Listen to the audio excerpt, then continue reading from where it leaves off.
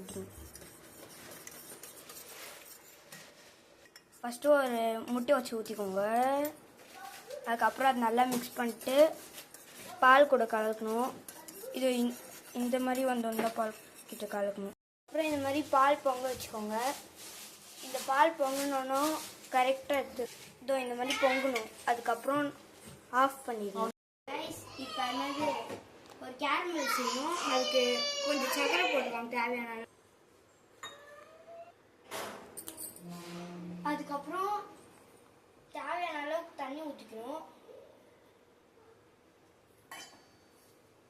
கொஞ்சமாக சர்க்கரையோட. அதுக்கப்புறம் கொஞ்சமாக சர்க்கரை எடுத்து இப்படி பறிப்பு விட்டுட்டு ஸ்டவ் ஆன் பண்ணோம். எடு ஸ்பூன் எடு. நீங்கள் இப்போ சிம்மில் தான் வைக்கணும். ஹைலையும் வைக்கக்கூடாது, லோவிலையும் வைக்கக்கூடாது. அப்போ தான் ஒரு கிறிஸ்டல் ஃபார்ம் மாதிரி வரும். சிம்மில் வச்சுட்டு நல்லா கிண்டிக்கிட்டே இருக்கணும்.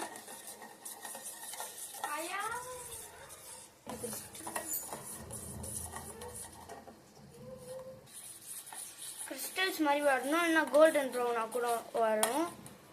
அதுதான் கரெக்ட் மெத்தடு. கொஞ்சம் அதுக்கப்புறம் திக்காக இருக்கணும் இது. ஆனால் இப்படி வரக்கூடாது. இருங்க நான் காட்டுறேன். அதுக்கப்புறம் நீங்கள் பாத்திரம் பண்ணும்போது அதில் தண்ணி இருக்கக்கூடாது. நல்லா தொடச்சிட்டு சர்க்கரை போட்டோன்னு தான் தண்ணி ஊற்றணும். இல்லைன்னா அது ஒழுங்காக இருக்காது. சர்க்கரை அப்படியே மேலே மேலே இருக்கும், கீழே வராது சர்க்கரை.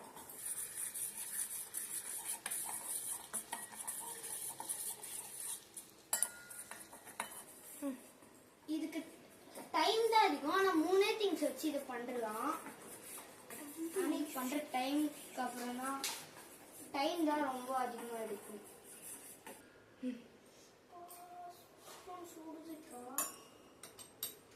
ஒரு பிளேட் எடுத்து வச்சுக்கலாம்ல. கேரமல் மாதிரி ஆயிடுச்சா? இல்லை ஒன்றும் லைட்டாக கிண்டணும். கான் சைட் தள்ளுங்கக்கா. இப்படி வச்சு தள்ளு.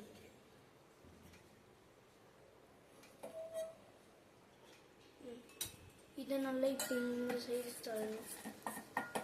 இந்த மாதிரி எல்லா சைடும் ஆகணும். இதில் சில பாயிண்ட்லாம் நான் மறந்துட்டேன்னா எங்கள் அக்கா கூட சொல்லுவாங்க. அதையும் கேட்டுட்டு பண்ணுங்க. சொல்லு. இந்த வீடியோ ஃபர்ஸ்ட் பார்த்துட்டு அதுக்கப்புறம் புரிஞ்சிட்டோன்னா 2-3 வாட்டி பார்த்துட்டு பண்ணணும். இதை இந்த மாதிரி வந்தோன்னா ஆஃப் பண்ணணும். நல்லா இது வந்தாலும் கலக்கணும், இல்லை தீஞ்சிடும். அது வந்தாலும் கலக்குங்க, இல்லைன்னா தீஞ்சிடும். ஸோ அது கொஞ்சம் நல்லா ஸ்ப்ரெட் பண்ணி விடணும். இது எடுக்கிறியா? ஸ்ப்ரெட் ஆகிடும். அந்த சைடில் ஸ்ப்ரெட் பண்ணணும். நீ எடு என்ன லைட்டாக இப்படி நாட்டணும். ஆஃப் பண்ணி இதை லோ ஃப்ளேம்லலாம் இருக்கக்கூடாது. இதை ஆஃப் பண்ணிட்டேன்னா ஆஃப் பண்ணிட்டோன்னு இந்த மாதிரி வந்துடும். இந்த தேன் மாதிரி கன்சிஸ்டன்சியில் இருக்கணும். சொல்லாத, நான் சொல்கிறேன். இது மட்டும் இந்த மாதிரி ஒரு மாதிரி திக்காக சொட்டாக ஊற்றும் போது கரெக்டாக நீங்கள் ஸ்பூன் அந்த டைமில் கீழே வைக்கணுன்ற ஒரு இது வந்துடும். அப்போ வந்து நம்ம ஒரு கிளாத் எடுத்துட்டு அதை வந்து நம்ம இப்படி பண்ணிக்கணும். இதை நல்லா இந்த மாதிரி ஸ்ப்ரெட் பண்ணணும். எல்லாருக்குமே இது தெரியும். பேரண்ட்ஸ் இருக்கும்போது இது பண்ணுங்கள். இதெல்லாம் நிறைய சின்ன பசங்க பண்ணக்கூடாது. மனவே என்ன தான் பண்ணலான்னு நான் பண்ணித்தரேன். ஆனால் இது மட்டும் தான் நான் பண்ணல, இது எல்லாமே நான் தான் பண்ணுறேன். ஆமாம், இது ஏன் சின்ன பசங்க பண்ணக்கூடாது. அப்பா அம்மா இல்லை உங்களோட சிஸ்டர் பிரதர் அவங்களாம் இருக்கும்போது கண்டிப்பாக நீங்கள் பண்ணலாம். இது பண்ணிட்டோன்னா நீங்கள் ஃப்ரிட்ஜில் கூட வச்சிடலாம். ஃப்ரிட்ஜில் வச்சுருங்க, அது பெஸ்ட்டாக இருக்கும். இது இப்படி வந்தோன்னே ஃப்ரீசரில் எடுத்து வச்சிடணும். வெய்க்கா இப்போ வந்து முட்டை மிக்ஸ் பண்ணி வச்சுருக்கோம் நம்ம வந்து கலந்து. ஸோ அதை வந்து இதில் எடுத்து இந்த புட்டிங்கில் ஊற்றணும். இந்த மாதிரி நல்லா ஊற்றி நல்லா பீட் பண்ணலாம். நான் பீட் பண்ணுறேன் பாருங்கள். அப்படியே அந்த பால் கலர் வந்து கொஞ்சம் கொஞ்சமாக மாறணும். செஞ்சிடுச்சு.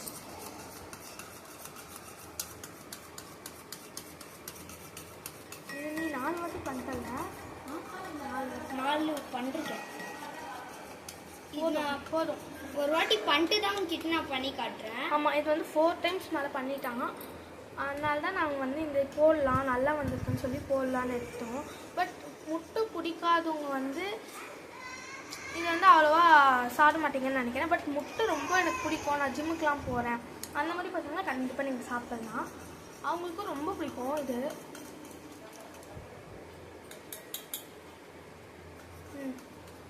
நம்ம எடுத்த கேரமல் எசன்ஸ் வந்து நல்லா கட்டியாயிடணும். நல்லா கட்டியாயிடணும். நம்ம அவ்வளோவா கட்டியாச்சு, இவ்வளோ கட்டியாச்சு போதும் இல்லை, நம்மளுக்கு நல்லா கட்டி கிராக் விட்டுருக்குல்ல. ஆமாம், கிராக் விட்டாலும் ஒன்றும் பிரச்சனை இல்லை, கிராக் தானே. ஸோ அதனால் நீங்கள் இது சாப்பிடும் போது கட்டியாக இருக்குமான்னு கேட்டால் மேலே அது கட்டியாக இருக்காது. பால் கூட சேர்த்து வைக்கிறதுனால அது கட்டியாக தான் இருக்காது. இப்போ சேராதுல்ல. இது வந்து சப்போஸ் உங்களுக்கு வந்து நீங்கள் சர்க்கரை வந்து எனக்கு கம்மியாக இருந்தால் பிடிக்காதுன்னா கேரமல், நிறைய பேர் சர்க்கரை வேணான்னுவாங்க, அவங்களுக்கு வந்து வெறும் இது போட்டால் போதும், லைட் சர்க்கரை. யாருக்கு வந்து சர்க்கரை வந்து நாங்கள் சர்க்கரை போட்டால் தான் சாப்பிடுவோம் அந்த மாதிரி தான் நீங்கள் சர்க்கரை கொஞ்சம் நல்லாவே எடுத்துக்கலாம். நான் குட்டி ஸ்பூன்றதால நிறைய போடுறேன். பட் உங்கள் வீட்டில் எத்தனை மெம்பர்ஸ் சாப்பிட போகிறாங்களோ அந்த அளவு நீங்கள் மெஷர்மெண்ட் போடணும். அதான் நீங்கள் பெரியவங்க இருக்கும்போது பண்ணால் அவங்க வந்து அளவுலாம் சொல்லுவாங்க. போடணும். எப்படி சொல்கிறதுன்னா 1 டேபிள் ஸ்பூன் வந்து இவ்வளோ பால் எடுத்துருக்கோன்னா, ஒரு ஆஃப் பால் பேக்கெட் எடுத்துருக்கோன்னா நம்ம வந்து 3 டீஸ்பூன் 3 டீஸ்பூன் இல்லை 3 டேபிள் ஸ்பூன் போட்டால் போதும் சர்க்கரை. அதுக்கப்புறம் அதிகமாகிடுச்சுன்னா ரொம்ப ஒரு மாதிரி இருக்கும். அதுக்கப்புறம் நீங்கள் ஆரஞ்சு கலரில் பால் அதில் பண்ணால் கொஞ்சம் ஈஸியாக வரும். ஈஸியாக அது கட்டி ஆகிடும். வந்து வரல சார். இப்போ பார்ப்போம் என்ன பண்ணுறீங்க சாரு. 7 ஊற்றிட்டு இருக்கேன். 7 வந்து குடிச்சிட்டே இருக்காங்க அவன். எனக்கே என்னைக்குனா ஒரு நாள் தான் கிடைக்குது. ஒரு ஸ்ப்ரைட்டு, நான் 1 ஸ்ப்ரைட்டு கொடுத்து ஒரு 7 எல்லாரும் சந்தனம் வச்சுட்டு வீடியோ ஸ்டார்ட் பண்ணுங்க, அப்போ நல்லதாகவே நடக்கும். இப்போ வந்து என்ன பண்ணோன்னா இந்த கட்டியான கேரமில்ல நம்ம இந்த மாதிரி கட்டியான கேரமில்ல வந்து இந்த நம்ம பண்ணி வச்சுருக்க எக்கு அப்புறமா இந்த பால் ஊற்றி வச்சு மிக்ஸ் பண்ண அதை எடுத்து இதில் ஊற்றணும். டேஸ்ட் பண்ணி பாருங்க. டேஸ்ட் பண்ணி பார்க்கும்போது அந்த சக்கரை உங்களுக்கு ஃபீல் கிடைக்கும். இது கரெக்டாக இருக்கான்னு பாருங்க.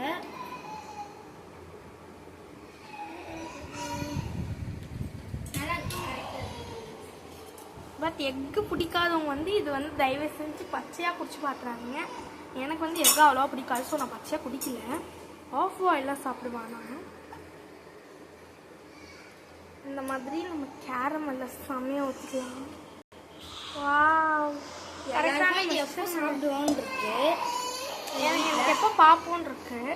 சாப்பிட்றதுல கூட அவ்வளோ இன்ட்ரெஸ்ட் இல்லை எனக்கு.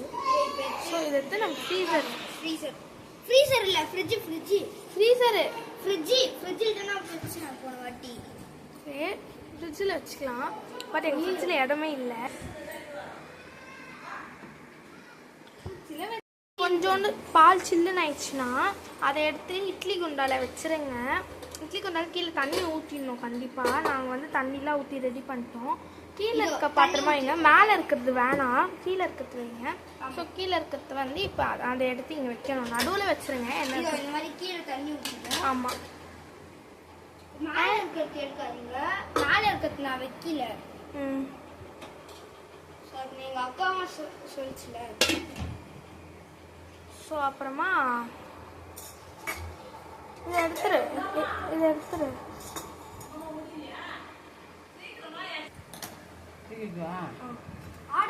எவ்வளவு தண்ணிடா?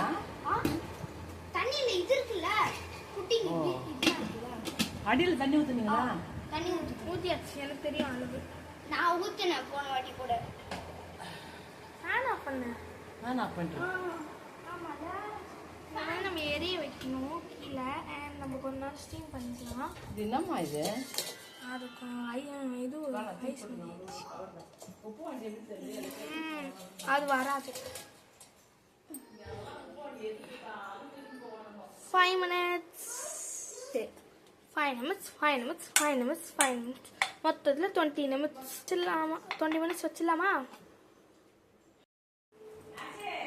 கைஸ் எவ்வளோ ப்ளஃபியாக வந்திருக்குன்னு பாருங்க கைஸ் எவ்வளோ ப்ளஃபியாக வந்திருக்குன்னு பாருங்க லேஸ் ரக்ஷன் லேஸ் ஓகே வேணவா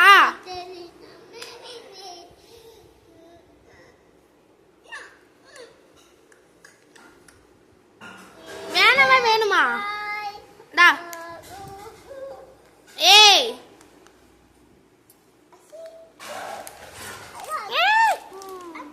ப்ளஃபியாக இருக்கு